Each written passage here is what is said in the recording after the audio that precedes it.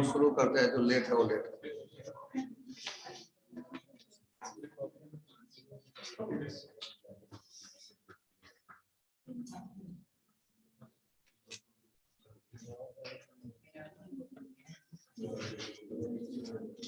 देखो Charles law,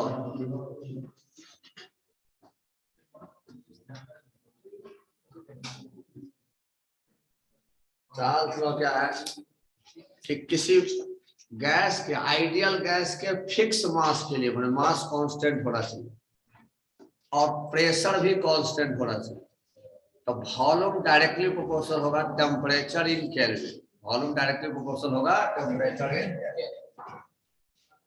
for a fixed mass of an ideal gas at constant pressure,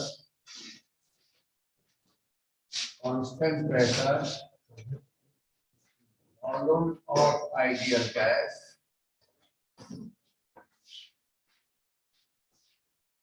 is directly proportional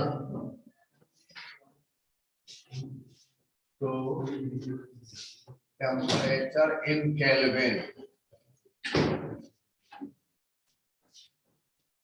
ये important है, temperature in kelvin for a fixed mass of an ideal gas. अरे हम आज पहले आए थे तो सुबह लेट था। गैस का मास फिक्स होना चाहिए, कोई आइडियल गैस है उसका मास कांस्टेंट होना चाहिए और प्रेशर कांस्टेंट होना चाहिए, तो वॉल्यूम डायरेक्टली प्रोपोर्शनल होगा टेम्परेचर इन केल्विन। ये है आइडियल गैस, ये चार्ल्स लॉ। फिर इसका एक दूसरा रूप लिया, पहले तो इस रूप को समझे। प्रेशर कांस्टेंट, हाँ हाँ, वॉल्यूम डायरेक्टली प्रोपोर्शनल होगा टेम्परेचर इन केल्विन। सही है नहीं, टेम्परेचर इन केल्विन ये इंपॉर्टेंट बात है। सर डायरेक्टली प्रोपोर्शनल, हाँ डायरेक्टली लिखे होंगे ना, हाँ टेम्परेचर इन केल्विन। जैसे यहाँ पर हम पिस्टन लगा दिए, मूवेबल पिस्टन है, ऊपर नीचे कर सकता है। इसमें गैस रखे हुए हैं, टेम्परेचर कोई T केल्विन है, टेम्परेचर कोई T केल्विन है। टेम्परेचर बढ़ाएंगे तो काइनेटिक एनर्जी गैस का बढ़ेगा, प्रेशर बढ़ जाएगा। प्रेशर नहीं बढ़े इसीलिए तो इसको मूवेबल बनाया है। जैसे ही प्रेशर बढ़ेगा ऊपर भाग जाएगा, हाँ ऊपर भाग जाएगा तो वॉल्यूम बढ़ जाएगा। तो टेम्परेचर बढ़ाएंगे तो वॉल्यूम बढ़ेगा, टेम्परेचर घटाएंगे तो वॉल्यूम घटेगा। लेकिन बात कब, जब कांस्टेंट प्रेशर हो तब। प्रेशर को कांस्टेंट रखने के लिए क्या करना होगा, ये पिस्टन मूवेबल बनाना, ठीक है, ऊपर नीचे कर सकते। क्लियर है, क्लियर है। हाँ समझ रहे बात, जैसे ही हम टेम्परेचर बढ़ाएंगे तो काइनेटिक एनर्जी बढ़ेगा, तो कोलिजन का फ्रीक्वेंसी बढ़ेगा, कोलिजन जल्दी जल्दी होगा तो प्रेशर बढ़ेगा। तो प्रेशर न बढ़े इसके लिए क्या जरूरी है, पिस्टन ऊपर चला जाएगा तो कोलिजन का फ्रीक्वेंसी फिर बढ़ा हुआ फ्रीक्वेंसी फिर घट जाएगा, प्रेशर कांस्टेंट हो जाएगा। प्रेशर को कांस्टेंट करने के लिए वॉल्यूम गैस को बढ़ाना पड़ेगा और गैस वॉल्यूम बढ़ा लेगा, ठीक है। तो इसलिए N बराबर मोल, ये क्या होगा, constant, mole constant, pressure constant, तो volume directly proportional temperature in kelvin. Temperature in kelvin को कैपिटल T लिखा जाता है, टेम्परेचर इन केल्विन को कैपिटल T लिखा जाता है। तो V बराबर K into T, V by T बराबर कांस्टेंट। जैसे ही V बाई T बराबर कांस्टेंट है इसका मतलब V1 बाई T1 बराबर V2 by T2, V1 by T1 बराबर V2 बाई T2। कैसे, तब अभी कोई गैस है जिसका वॉल्यूम V1 है, टेम्परेचर T1 है, अब टेम्परेचर बढ़ा के T2 कर दिया तो वॉल्यूम क्या हो जाएगा, उसी गैस का V2, उसी गैस का, ठीक है। अब प्रेशर कांस्टेंट है इसलिए V1 बाई T1 बराबर V2 बाई T2 ये होगा। अब चूंकि V बराबर KT इसलिए Y बराबर mx, equation of straight line. अगर टेम्परेचर केल्विन में है कॉलम है, स्ट्रेट लाइन होगा सर V1 V2/T2। हाँ ठीक है। उसके बाद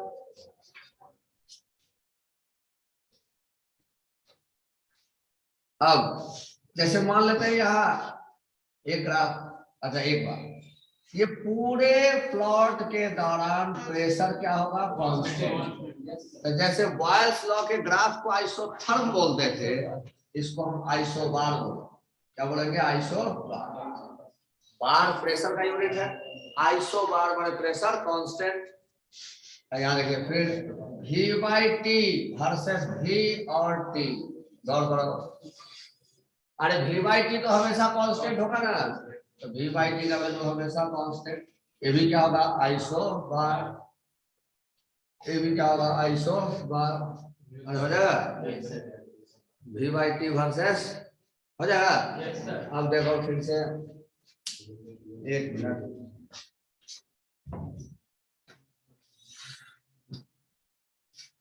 V/T बराबर कांस्टेंट, V बराबर K into T, rectangular hyperbola तो होता है XY बराबर। अब देखो ln भी log ले लो, ln K into T, log m गुना n क्या होगा, log m plus log n, log m गुना n बराबर क्या होगा, log m plus log n। इसलिए ln भी बराबर होगा ln T plus ln K। अगर हम y एक्सिस पर, अगर हम y एक्सिस पर ln v लिए और x एक्सिस पर ln t लिए, y बराबर mx प्लस c।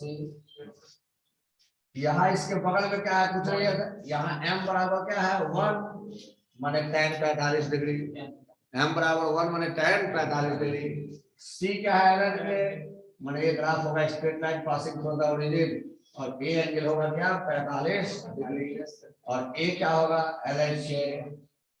ये भी हो गया क्या तुम्हारा आइसो बात समझे, चार्ल्स लो का इतना बात समझ गए, लिखिए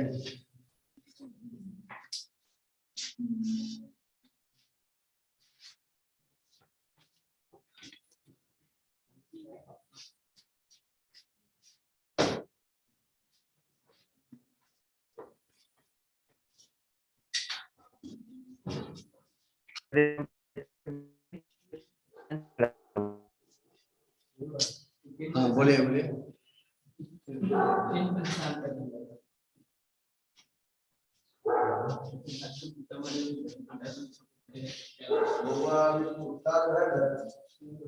मनुष्य का गहना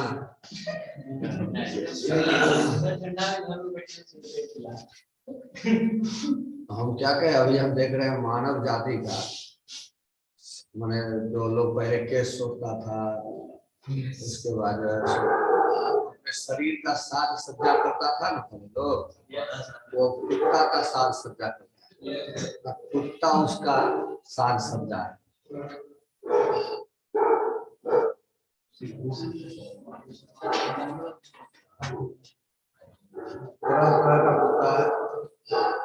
कुत्ता का कारोबार होता है,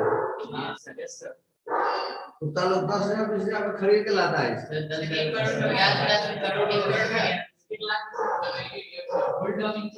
हाँ हाँ, तो लेके क्या करेगा, कुत्ता वही होता है जो पिछले जन्म में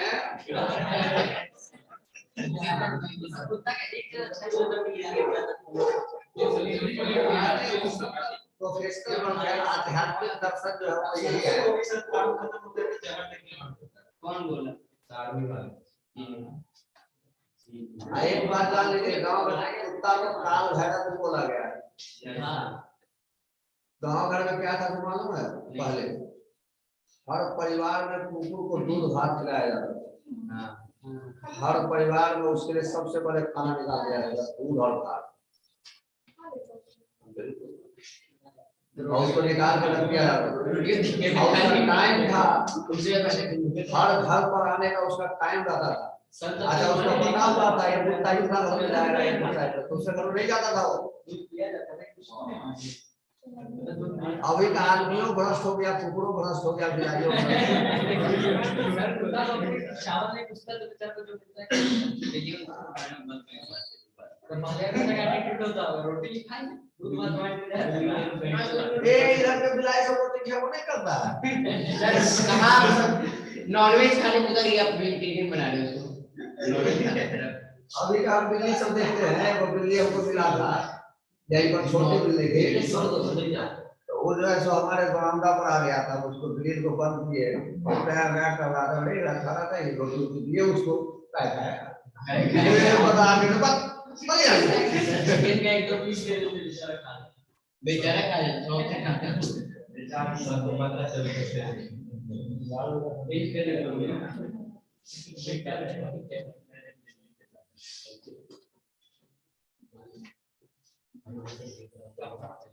करोड़वा सोने का देखता है, खटाक जुगाड़ लगा देता है।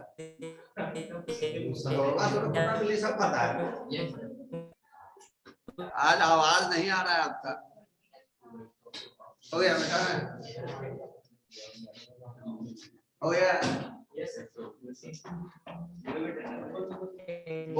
करोड़ों से एडवांस है हम लोगों का बचपन, आप लोगों का बचपन में हम आकाश जमीन का अंतर देखते, इतना ही में हम लोग देख रहे हैं। पहले हम लोगों के बुढ़ा सब कहते थे, आप लोग कहते थे बुढ़ा सब यह पता है, अब समझ रहे हैं। अभी करोड़वा सब डकैत हो गया है। पहले करोड़वा सब गांव के लास्ट जहाँ जगह रहता था वहां पर अपना सिरकुल की टांगता था। सर वो वाला अरे बीटी को कांस्टेंट है, बीटी कैसे एक तो कांस्टेंट है, VYT कांस्टेंट है। आप यहाँ भी रखिए या टी रखिए, कुछ भी रखिए, मान लेते हैं भी रखे प्लॉट, भी आप कतनो बढ़ाइएगा तो VYT तो कांस्टेंट ही रहेगा। तो यहाँ भी ले लेंगे और यहाँ VYT तो y एक्सिस अगर यहाँ VYT यहाँ भी तो ऐसा ग्राफ हो जाएगा। हां यस सर समझ गए बात? इसको इसे उलट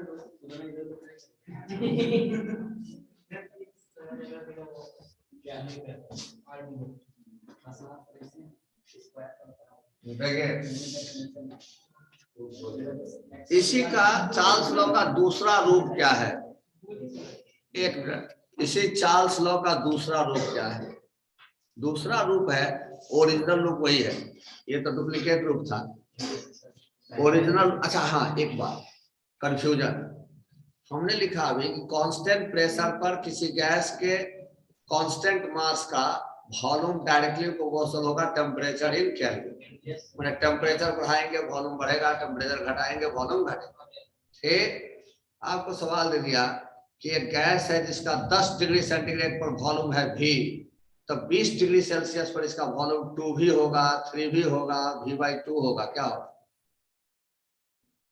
कांस्टेंट प्रेशर 2 भी होगा।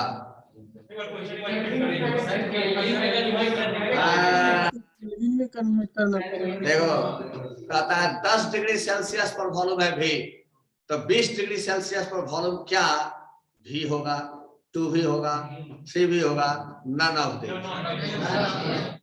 क्योंकि 20 डिग्री सेल्सियस है ना, डिग्री सेल्सियस में टेम्परेचर दोगुना होने से वॉल्यूम दोगुना नहीं होगा, केल्विन में टेम्परेचर दोगुना होगा तब वॉल्यूम दोगुना।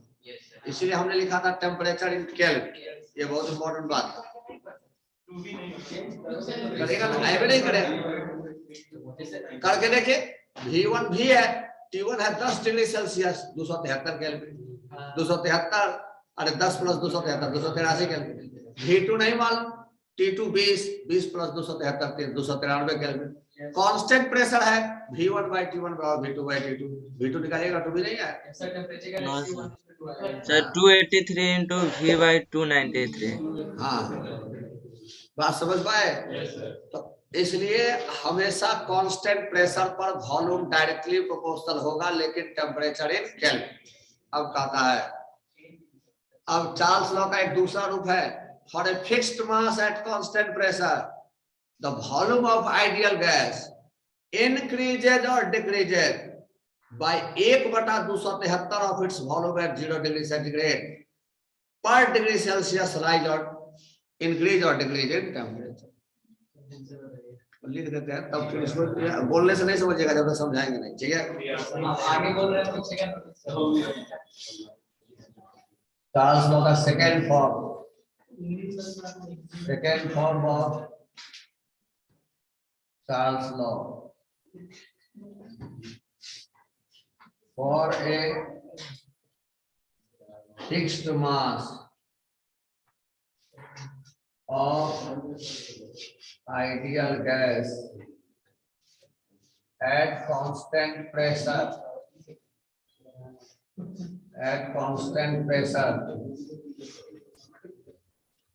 the volume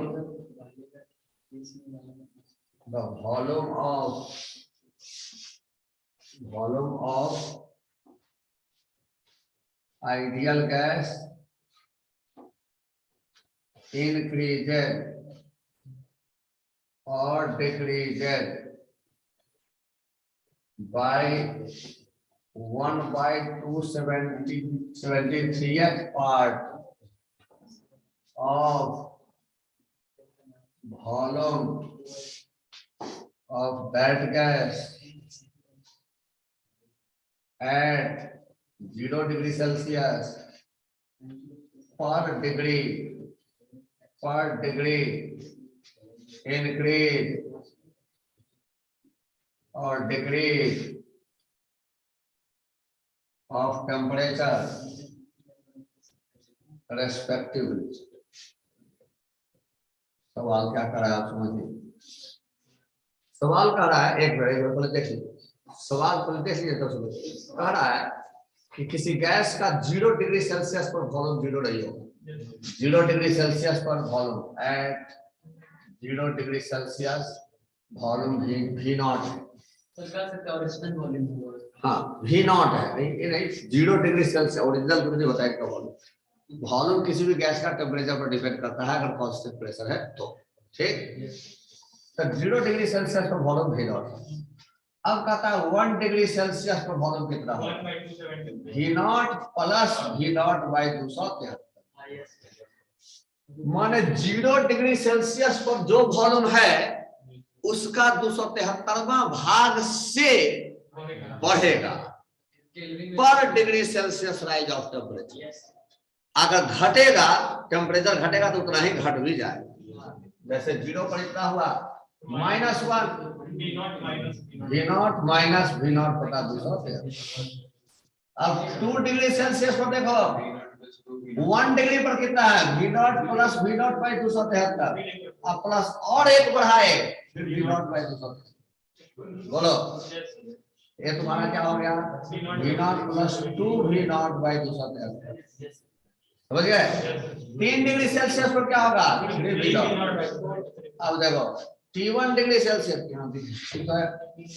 T1 degree Celsius पर क्या होगा? वॉल्यूम VT मान लो। T1 डिग्री सेल्सियस पर वॉल्यूम V1 मान लो, V1 ये बराबर क्या होगा?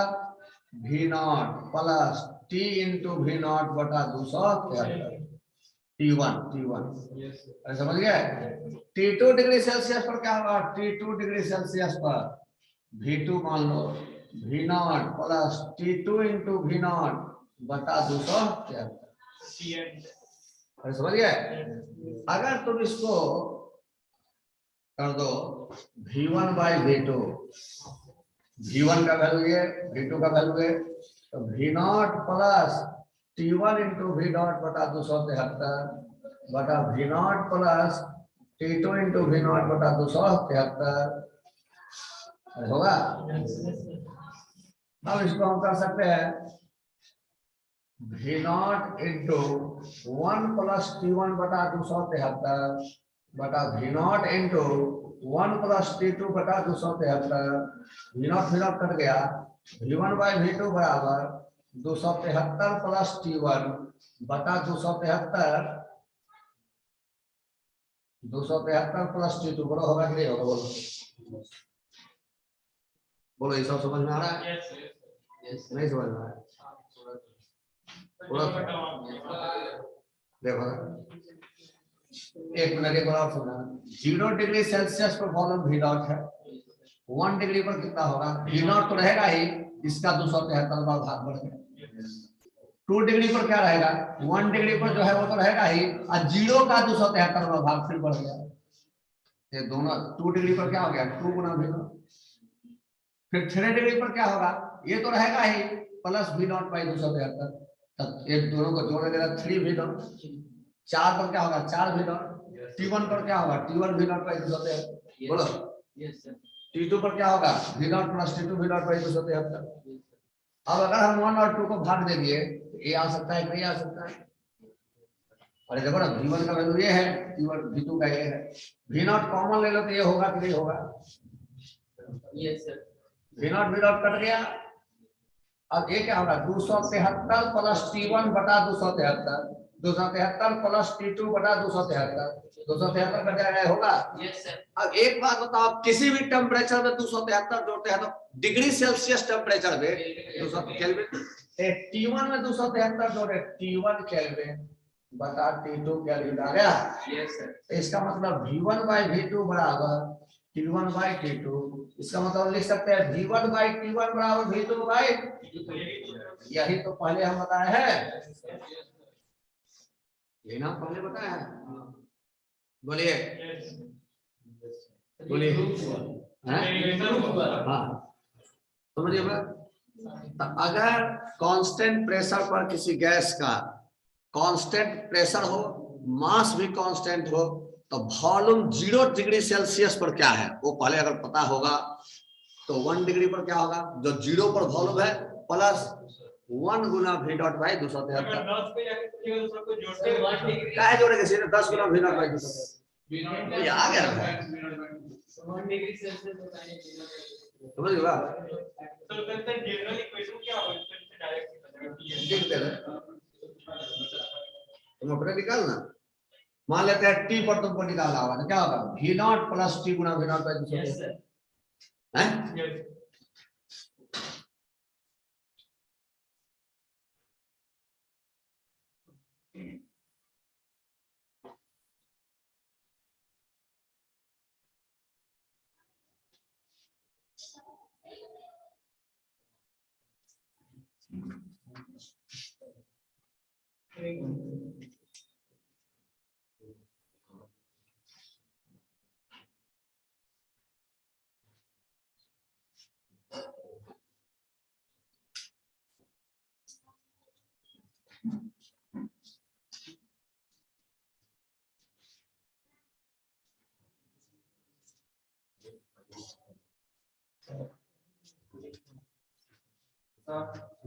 इसका ग्राफ जो है ना यूनिवर्सिटी का डिग्री सेल्सियस अब देते हैं, मीटर से अब इसमें यही क्वेश्चन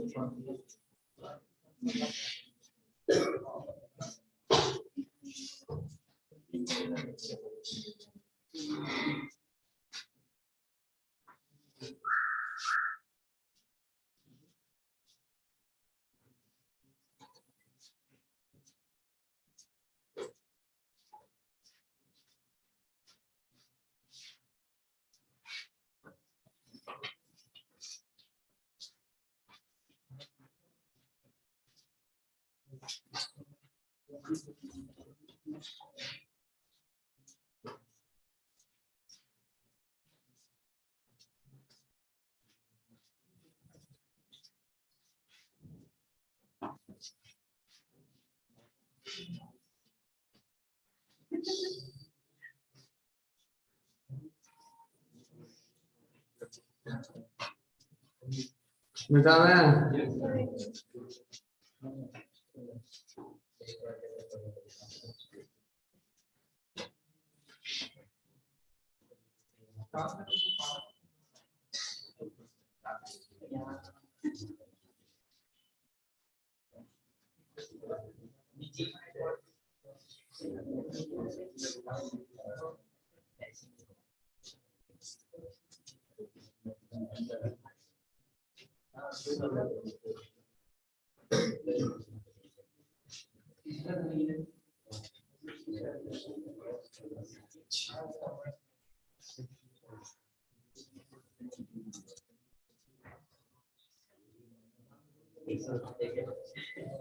हो गया।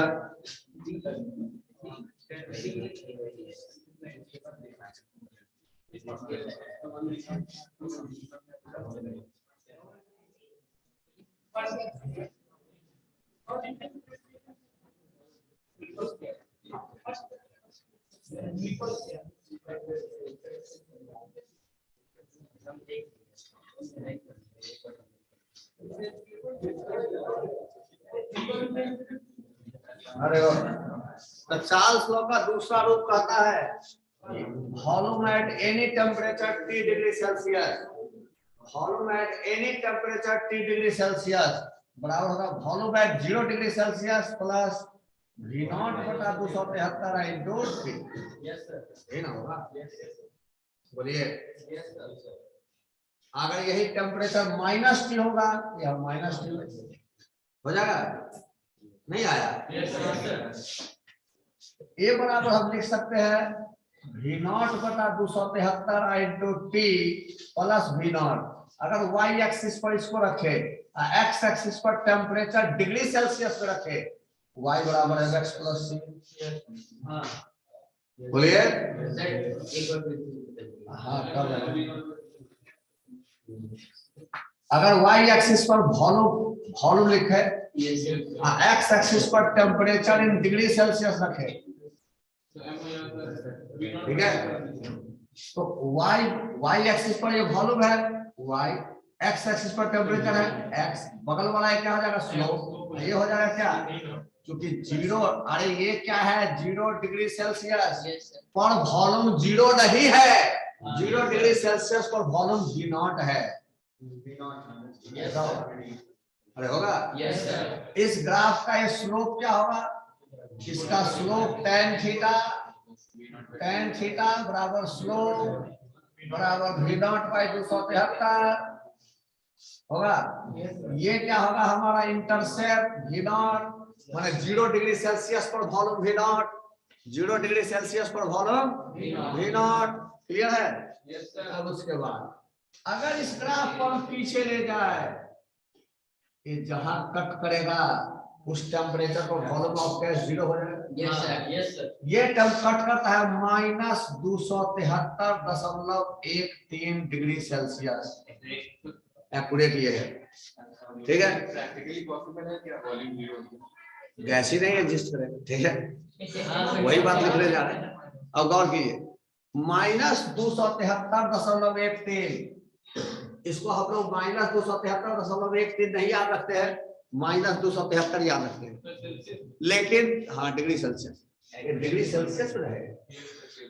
एक बार जेईई मेन से पूछ दिया था, एक्यूरेट लोगों को जनरली याद रहता है -273 और मार के चलाया, सब गलती हो गया, ठीक है। हाँ था ऑप्शन, 1 भी तो होगा, 1 भी तो होगा, 1 3 होगा तो 1 4 भी तो होगा, सही होगा। तो इस टेम्परेचर पर गैस का वॉल्यूम 0 होगा, तो इसका मतलब गैस का वॉल्यूम 0 होगा, इसका मतलब गैस रहेगा ही नहीं। इसका मतलब -273.13 degree Celsius is the temperature. इसको हम बगल में सीधे -273 भी ले लेते हैं, ठीक है। ज्यादातर यही लेंगे, ये जस्ट इंफॉर्मेशन के लिए दे दिए हैं, ठीक है। Is the temperature at which gaseous state of matter does not exist। अब गौर करो, इसका मतलब -273 डिग्री सेल्सियस एक ऐसा टेम्परेचर है जिस पर गैस का वॉल्यूम 0 होता है। 0 डिग्री सेल्सियस पर गैस का वॉल्यूम 0 नहीं होगा। लॉर्ड केल्विन नाम का साइंटिस्ट यही से लिया था कि 0 केल्विन कहो किसको, -273 0.13 डिग्री सेल्सियस या -273 डिग्री सेल्सियस। ये डाटा एक्यूरेट है, लेकिन हम लोग -273 लेके चलते हैं। कहा कि देखो जिस टेम्परेचर पर गैस का वॉल्यूम 0 होगा उस टेम्परेचर को तुम ओरिजिन पर रखो, और उस टेम्परेचर को जब ओरिजिन पर रखेगा, यहाँ ओरिजिन था, यहाँ ओरिजिन क्या था 0, यहाँ ओरिजिन क्या है x एक्सिस 0 और y एक्सिस v डॉट। अरे 0 पर वॉल्यूम v डॉट का है, लेकिन यहाँ पर 0 केल्विन और वॉल्यूम भी 0, ये टेम्परेचर केल्विन हो गया। 0 केल्विन पर गैस का वॉल्यूम 0, ये 0 केल्विन किसको कहते हैं -2। अब तब गैस का straight line passing through the origin. अभी थोड़ा देर पहले हम बताए थे v बराबर k × t। अरे बात समझ रहे हैं? नहीं समझ पाए? नहीं करेगा ना कौन? ये माइनस। हाँ, गैस नहीं एग्जिस्ट करेगा तो यहाँ से ओरिजिन से पास करेगा कि नहीं करेगा? हम लोग क्या करते हैं, इसको ऐसा बनाते हैं। अगर मोर एक्यूरेट की बात करें तो ग्राफ ऐसा होना चाहिए, ठीक है? क्यों ऐसा होना चाहिए? क्योंकि 0 केल्विन पर तो गैस एग्जिस्ट नहीं करेगा। लेकिन ये ग्राफ जब कभी भी ऐसा होगा तो उसको पीछे मुड़ा के देखना होगा कि ओरिजिन से टच कर रहा है कि नहीं। अगर टच कर रहा है तो हम कहेंगे कि चार्ज होगा, ठीक है? अरे समझिए बात। नहीं तो बहुत क्लोज ऐसा देता है कि इससे टच नहीं करता है, बात अलग हो जाएगा। सवाल देंगे हम, ग्राफ का सवाल बहुत बहुत खतरनाक होता है कैसे स्टेटमेंट, ठीक है? बात समझ पा रहे हैं? इसीलिए आपका जो चार्ल्स लॉ है उसको माने टेम्परेचर यहाँ वॉल्यूम, अगर यहाँ टेम्परेचर केल्विन में लेंगे तो ग्राफ ओरिजिन से जाता हुआ नजर आएगा, लेकिन अगर टेम्परेचर डिग्री सेल्सियस में लेंगे तो वॉल्यूम वर्सेस टेम्परेचर ग्राफ ऐसा होगा। अब गौर करो, अगर तुमको ग्राफ दे दे v वर्सेस 1/t, 1/t का ग्राफ दे दे। अच्छा, ये प्रेशर क्या है कांस्टेंट, ये क्या होगा isobar. v versus 1/t, Charles law क्या है v/t बराबर कांस्टेंट। इसका मतलब आप लिख सकते हैं v गुना 1/t बराबर कांस्टेंट, x y बराबर constant, x hyperbola, rectangular hyperbola होगा, होगा। ये भी क्या कहलाएगा तुम्हारा आइसोबार कहलाएगा। अरे होगा कि नहीं होगा? देखो देखो,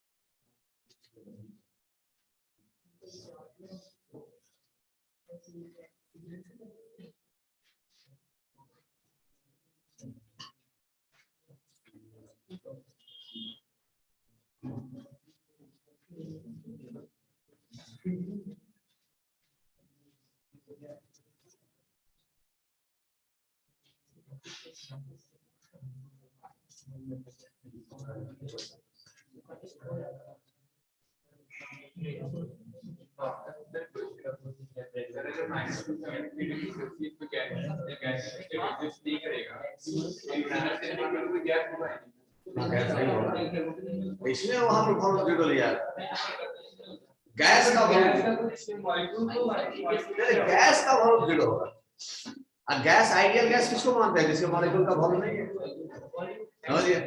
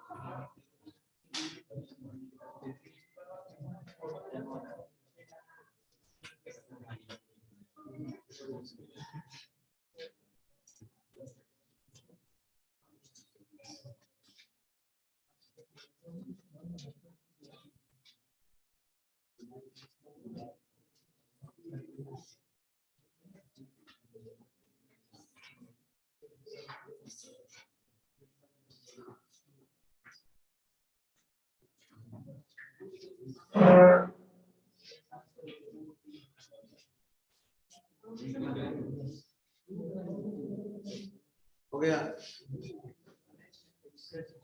हो गया।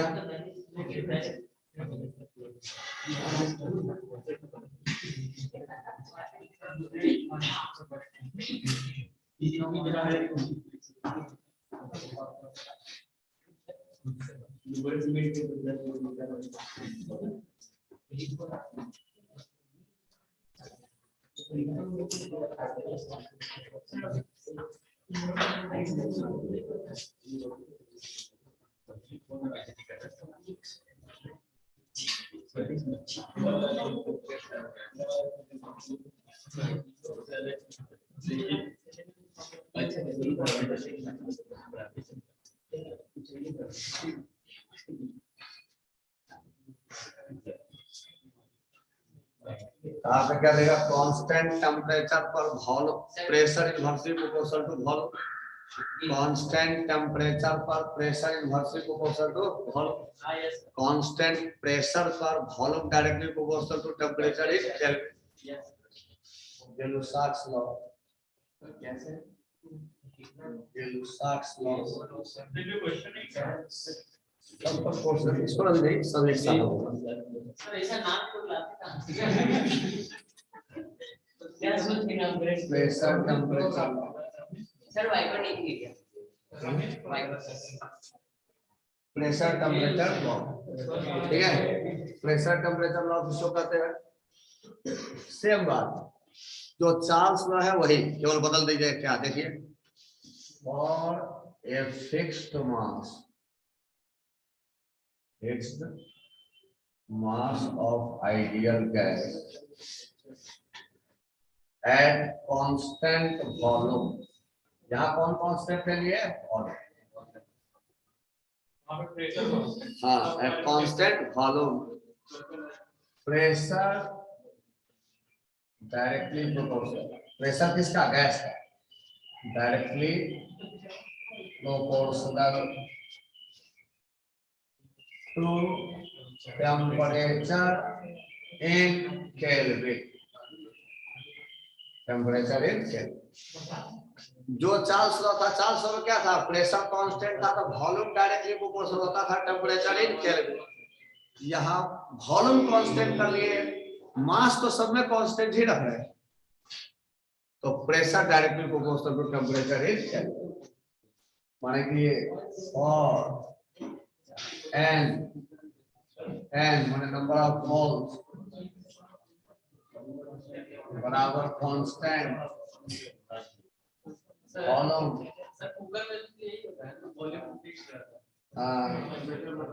कांस्टेंट प्रेशर डायरेक्टली प्रोपोर्शनल होगा। फिर क्या होगा? P बराबर K into T, P by T बराबर कांस्टेंट होगा। P by T बराबर कांस्टेंट। ग्राफ खींचो। P at temperature in kelvin. Graph क्या होगा? Straight line passing through the origin. अरे होगा कि नहीं होगा? अरे C बराबर KT, Y बराबर mx। अरे होगा? हैं? तो y बराबर mx equation of straight line passing through the origin. अब m का इसका आपका स्लोप क्या होगा? ये थीटा है, स्लोप बराबर tan थीटा बराबर क्या होगा? फिर एक क्या होगा? गेलुसाक्स कांस्टेंट। गेलुसाक्स लो ना है। उसके बाद इसी कांस्टेंट का नाम है। हाँ, अब गौर करो, अगर तू कर देगा P by T versus P और T। अरे P बाई T यहाँ P लो, P कतनो बढ़ाएगा P बाई T तो कांस्टेंट रहेगा। ये ऐसा स्ट्रेट लाइन। अगर यहाँ P बाई T यहाँ P और T ऐसा, ये ग्राफ क्या कहलाएगा? आइसोकोर। आइसोकोर कहलाएगा, क्योंकि वॉल्यूम कांस्टेंट होता है। वॉल्यूम प्रेशर कांस्टेंट था तो क्या नाम था? आइसोबार। वॉल्यूम कांस्टेंट है तो क्या नाम रहेगा? आइसोकोर। ये क्या कहलाएगा? आइसोकोर।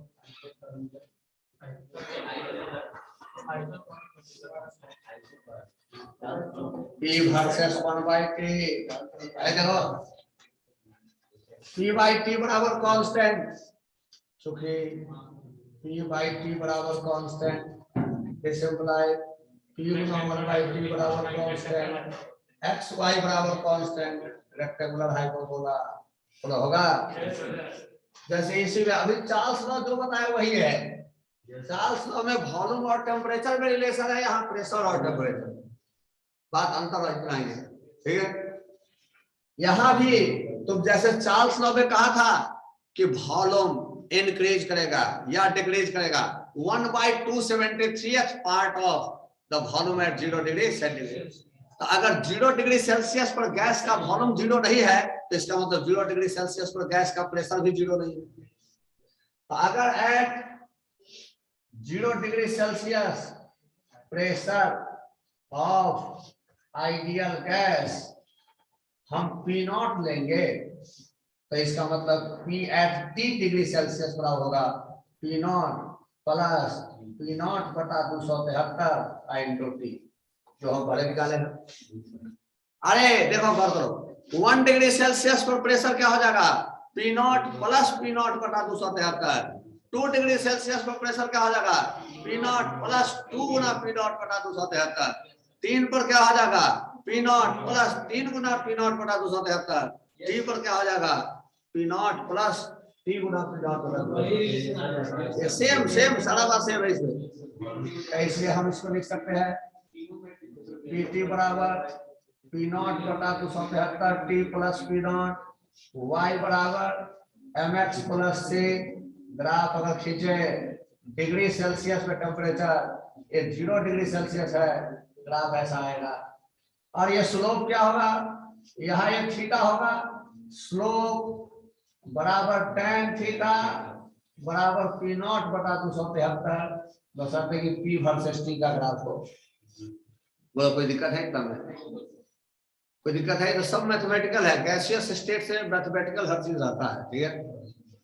अब गौर करो, अगर इसको हम पीछे ले जाएंगे तो फिर वहां कहां पर 0 होगा? जहां गैस ही नहीं रहेगा।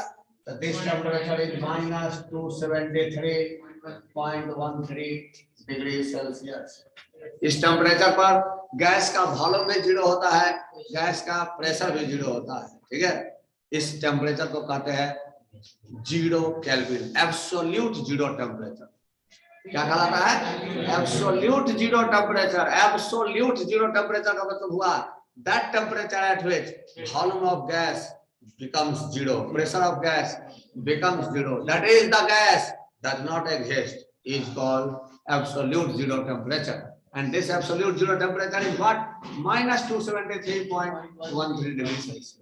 समझ में आ रहा है? बोलिए।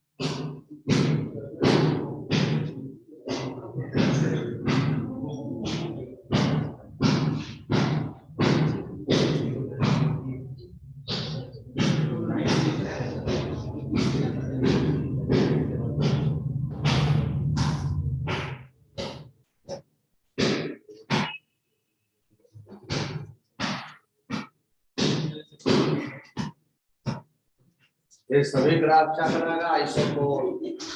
क्या कहलाएगा? आइसोकोल। सभी ग्राफ कहलाएगा आइसोकोल।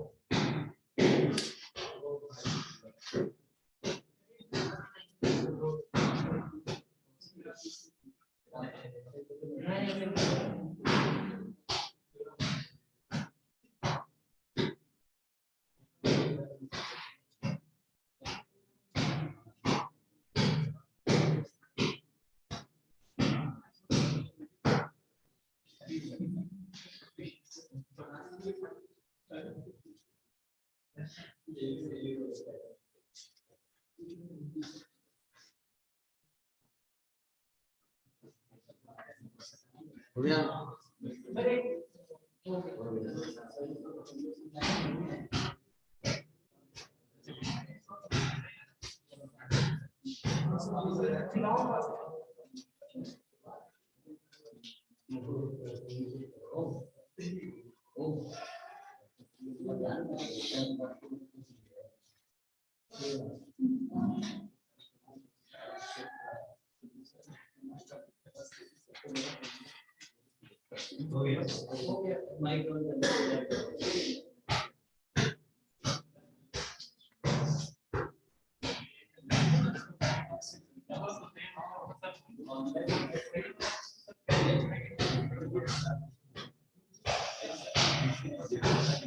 अरे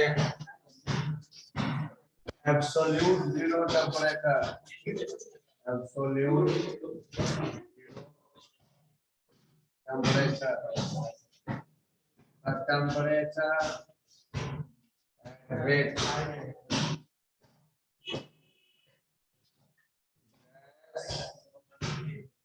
does not exist.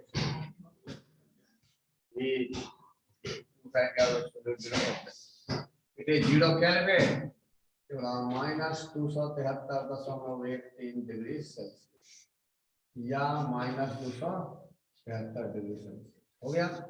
अब एक बात बता, एक मिनट बाद में लिखना मेरे को। अगर हमारे पास चार्ल्स लॉ को हम दूसरा रूप में लिखना चाहते हैं, पर केवल चार्ल्स लॉ हम जानते हैं v बराबर क्या होगा, k × c। लेना है चार्ल्स लॉ कब? At constant pressure and mass. माने मोल कांस्टेंट प्रेशर और कांस्टेंट मास पर यही होता है dV/dt एट कांस्टेंट प्रेशर बराबर क्या हो जाएगा k। अरे इसका गुना इसका dt/dt 1 होगा ना? बोलो बोलो। k को क्या कहते हैं? v/t। को क्या कहते हैं? v/t। ये तुम्हारा हो गया Charles law in the form of differentiation. Constant pressure पर वॉल्यूम में चेंज हो रहा है, किसके रिस्पेक्ट में? टेम्परेचर के रिस्पेक्ट में। This is called Charles law. अब देखो P बराबर K × T, this is called Gay Lussac's law. Pressure बदलता है टेम्परेचर को बदलने से, dP/dt एट कांस्टेंट वॉल्यूम, जहां वॉल्यूम कांस्टेंट है। ये यहाँ जो ब्रैकेट लेके लिखते हैं इसका मतलब वो कांस्टेंट है, बराबर होगा K, ये बराबर हो जाएगा P/T। This is called Gay Lussac's law.